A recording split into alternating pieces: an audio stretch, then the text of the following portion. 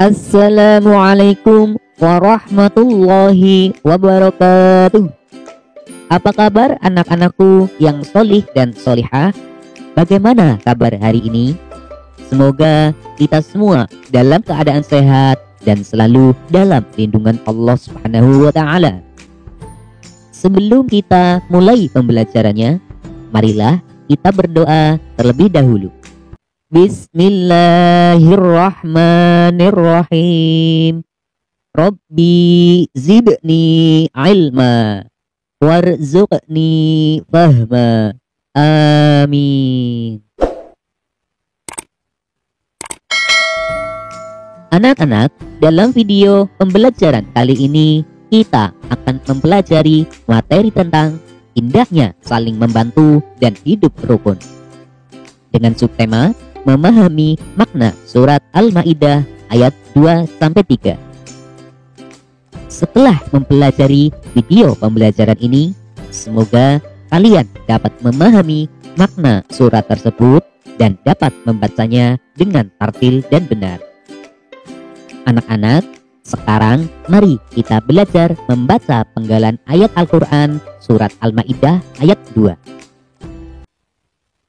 A'udzu billahi minasy syaithanir rajim.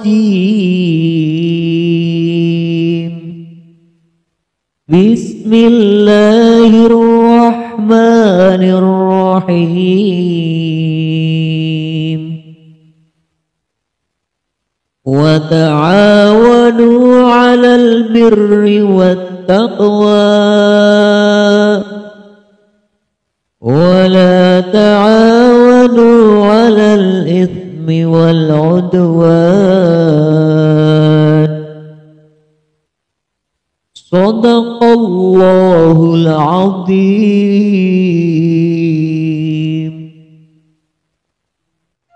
Artinya, dan tolong menolonglah kamu dalam kebajikan dan takwa, dan jangan tolong menolonglah kamu dalam perbuatan dosa dan permusuhan.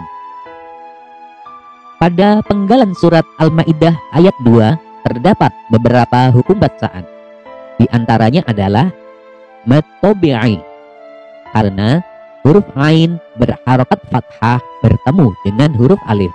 Cara membacanya panjang 2 harokat.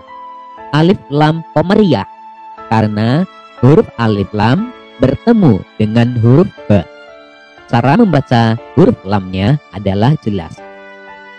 Qalqalah sughra, karena huruf qalqalah qaf berharokat sukun dan posisinya di tengah kalimat. Cara membacanya dipantulkan secara ringan. Matobi'i, karena huruf nun berharokat dhammah bertemu dengan huruf wawu sukun. Cara membacanya panjang 2 harokat. Alif lam qamariyah, karena huruf alif lam bertemu dengan huruf hamzah. Cara membaca huruf lamnya adalah jelas. Qalqalah sughra, karena huruf qalqalah yaitu huruf dal berharokat sukun dan posisinya di tengah-tengah kalimat. Cara membacanya dipantulkan secara ringan. Anak-anak, melalui surat Al-Maidah ayat 2 ini, Allah Subhanahu wa Ta'ala mengajarkan kepada kita untuk saling tolong-menolong kepada sesama. Tentu saja ketika kita menolong harus disertai dengan ikhlas. Allah Subhanahu wa Ta'ala juga memperingatkan kepada kita agar tidak tolong-menolong dalam perbuatan dosa dan permusuhan. Misalnya, jika ada teman kita yang mengajak untuk membolos, maka hendaknya dihindari atau ditolak dengan halus, dan mengingatkannya bahwa membolos adalah perbuatan yang tidak baik. Sebaliknya, jika ada teman kita yang mengajak untuk pergi ke masjid untuk mendengarkan ceramah agama atau sholat berjamaah, maka kita harus mendukungnya. Tolong menolong atau ta'awun adalah kebutuhan manusia yang tidak dapat dipungkiri, karena pada dasarnya manusia adalah makhluk sosial, yaitu makhluk yang tidak dapat hidup sendiri. Ada 4 klasifikasi manusia di dalam tolong-menolong, yaitu al-mu'in wal musta'in. Artinya, orang yang memberi pertolongan dan juga minta pertolongan. Orang ini memiliki sikap timbal balik dan seimbang. Ia melaksanakan kewajibannya dan ia juga mengambil apa yang menjadi haknya. Ia seperti orang yang berhutang ketika sedang membutuhkan dan menolong orang lain ketika sedang berkecukupan. La yu'in wa la yasta'in. Artinya, orang yang tidak mau minta tolong dan orang yang tidak mau menolong. Ia diibaratkan orang yang hidup sendiri dan terasing. Ia tidak mendapatkan kebaikan dan juga tidak mendapatkan kejelekan. Yasta'in wa la yu'in. Artinya, orang yang maunya minta tolong saja, namun tidak pernah menolong. Ia adalah orang yang paling tercela, terhina, dan terendah, karena ia tidak punya semangat untuk berbuat kebaikan. Yu'in wala yasta'in. Orang yang selalu menolong orang lain, tapi ia tidak pernah meminta pertolongan pada orang lain. Ini adalah orang yang paling mulia dan berhak mendapat pujian. Dia telah melakukan 2 kebaikan, yaitu memberi pertolongan dan menahan diri dari mengganggu orang lain. Adapun hikmah atau manfaat dari tolong-menolong, di antaranya adalah sebagai berikut. Dicintai oleh Allah Subhanahu wa Ta'ala, mempunyai banyak teman, disayang teman, mendapat pahala dari Allah Subhanahu wa Ta'ala, harta yang disedekahkan akan dibalas menjadi berlipat-lipat oleh Allah Subhanahu wa Ta'ala.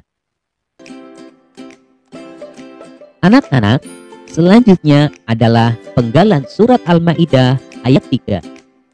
Mari kita belajar membaca penggalan ayat Al-Quran surat Al-Maidah ayat 3. A'udzu billahi minasy syaithanir rajim. Bismillahirrahmanirrahim. Al-yawma ya'isal ladzina kafaru min dinikum fala takhshawhum wakhshawun. Al-yawma akmaltu lakum dinakum wa atmamtu alaykum ni'mati wa raditu lakumul Islam dinan. Shadaqallahul Azim.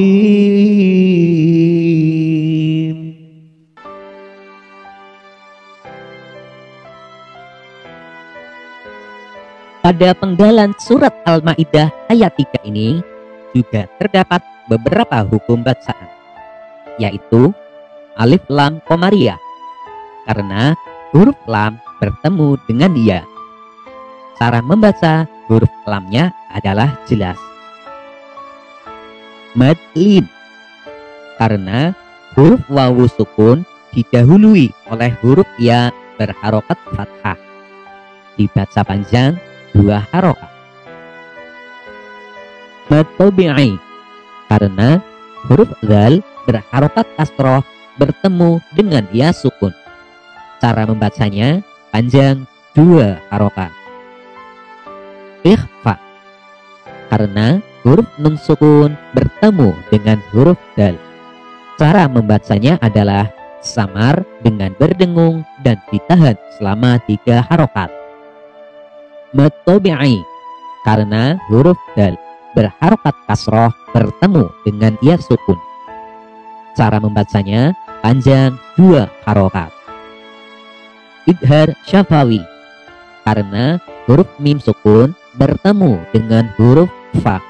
Cara membaca huruf mimnya adalah jelas. Mad lin, karena huruf wawu sukun didahului oleh huruf shin yang berharokat fathah.